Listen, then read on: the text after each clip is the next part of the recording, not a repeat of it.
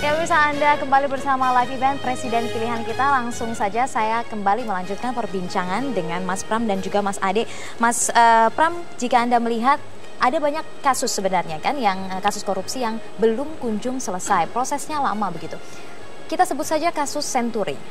Apakah kemudian jika nanti Jokowi JK terpilih, kasus-kasus besar ini bisa segera terselesaikan? Ya, yang jelas begini, yang namanya pemerintah, siapapun yang memerintah itu tidak boleh melakukan intervensi kepada persoalan penegakan hukum, termasuk dalam hal persoalan Senturi. Tetapi juga tidak boleh melakukan pembelaan ataupun juga intervensi untuk membela. Maka kita serahkan sepenuhnya kepada KPK yang menangani Senturi. Karena Senturi ini kan politikalnya sudah terlalu tinggi dan desakan dari DPR juga sangat tinggi.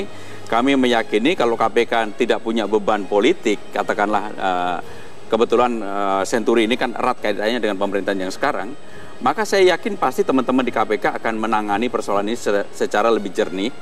Dan mudah-mudahan harapan publik untuk menuntaskan yang remang-remang yang ada di Senturi itu bisa terbuka, terkuak gitu ya. Dan saya terus terang, Vina, saya memberikan respek dan menaruh harapan kepada teman-teman KPK. Karena sekarang ini seperti ibarat orang makan bubur, yang pinggir-pinggirnya itu sudah dimakan semua, tinggal mulai menuju ke tengah kan begitu. Oke.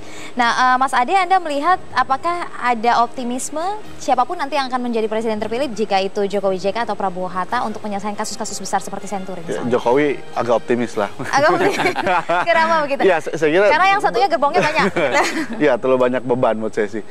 Betul kata Mas Pram, jadi apa yang bisa dilakukan oleh misalnya Pak Jokowi sebagai presiden nanti, ya tidak intervensi, atau kemudian menghilangkan beban-beban atau tekanan-tekanan politik kepada aparat penegak hukum itu untuk menyelesaikan atau menuntaskan kasus.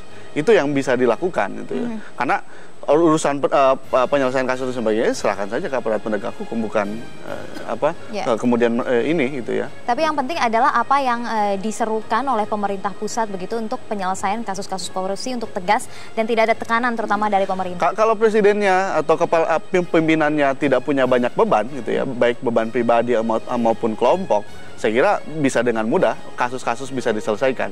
Sebaliknya kalau terlalu banyak beban ya akan sulit gitu. Kita minta teriak sekeras apapun ya tetap saja akan ada intervensi gitu ya. Bukan cuma dia atau kelompok-kelompok yang lain yang dekat dia untuk intervensi. Gitu. Masalah korupsi ini sepertinya entah karena menjamur atau sebenarnya sudah banyak tapi baru keluar akhir-akhir ini begitu ya. Tapi harus ada sesuatu yang jelas menimbulkan efek jera sehingga ini tidak terus menjamur dan berulang begitu kasusnya. Anda tadi, Mas Pram, sudah menyebut soal aset recovery. Itu bisa menjadi dalam tanda kutip lampu merah yang super merah begitu bagi mereka begini, yang mau aset korupsi. recovery ini pasti akan ditakuti oleh para koruptor-koruptor yang asetnya besar-besar dan korupsinya bukan korupsi yang kecil-kecil tapi yang besar-besar. Dan biasanya yang korupsi besar-besar itu kan sinerginya tidak dilakukan sendirian, pasti melibatkan kelompok dan sebagainya. Maka kalau ada ratifikasi aset recovery, maka yang seperti itu pelan-pelan pasti juga akan hilang.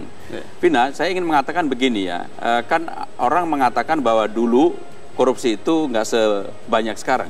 Sebenarnya korupsi dulu jauh lebih masif daripada sekarang. Cuma sekarang kita punya lembaga yang lebih kredibel yang namanya KPK, sehingga semuanya terungkap kepada publik. Dan inilah yang harus diperkuat dengan penguatan KPK sekaligus memberikan tool baru mengenai aset recovery ini.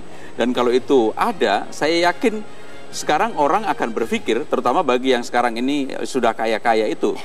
Kan begini, Vina, saya harus mengatakan secara jujur, orang yang melakukan korupsi ini kan sebenarnya bukan orang miskin. Betul. Kebanyakan adalah orang-orang yang kaya-kaya. Jadi soal peningkatan gaji atau apa itu sebenarnya tidak relevan? Tidak relevan, dan korupsi itu seperti candu, orang ketagihan. Atau seperti orang narkoba, begitu dia ketahuan, dia malu, nggak ketahuan dia akan melakukan lagi. Maka untuk itu, supaya salah satu tool yang paling ditakuti apa? Adalah aset recovery. Jadi memiskinkan. Dan cara memiskinkannya lebih gampang dibandingkan dengan TPPU. Karena yang di luar negeri di mana-mana bisa dicari. Mas Ade, Anda melihat itu bisa jadi satu solusi untuk memberikan efek jera? Betul, yang paling ditakutkan koruptor itu bukan hukuman badan. Begitu ya? Tapi pemiskinan. Pemiskinan? Betul. Asetnya semua hilang? Iya.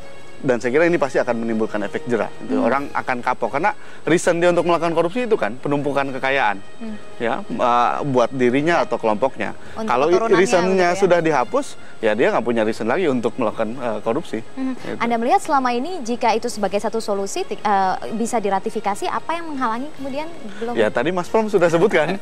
Off air ya sebutkan. Mungkin Mas Pram bisa menjelaskan lagi. Nggak begini ya, di tahun 2008 sebenarnya dorongan untuk meratifikasi aset recovery ini sudah sangat kuat sekali. Ya. Sebenarnya dorongan ini sudah ada sejak awal tahun 2004 begitu ya. Tetapi sampai hari ini memang belum terwujudkan. Menurut saya perlu ada dorongan juga dari publik dan juga tekanan dari luar untuk ini bisa diwujudkan. Sebab kalau tidak, kejahatan-kejahatan korupsi yang saya sudah memakai terminologi kejahatan karena ini bukan hanya kecil, ini besar sekali. Itu tidak akan tersentuh. Dan sekarang ini orang akan bisa menikmati ketika asetnya ada di luar negeri, tidak akan tersentuh. Maka untuk itu salah satu cara adalah ya mudah-mudahan dalam pemerintahan baru, katakanlah kalau memang nanti Pak Jokowi, ya publik mau mengharapkan beliau untuk meratifikasi ini. Oke, baik.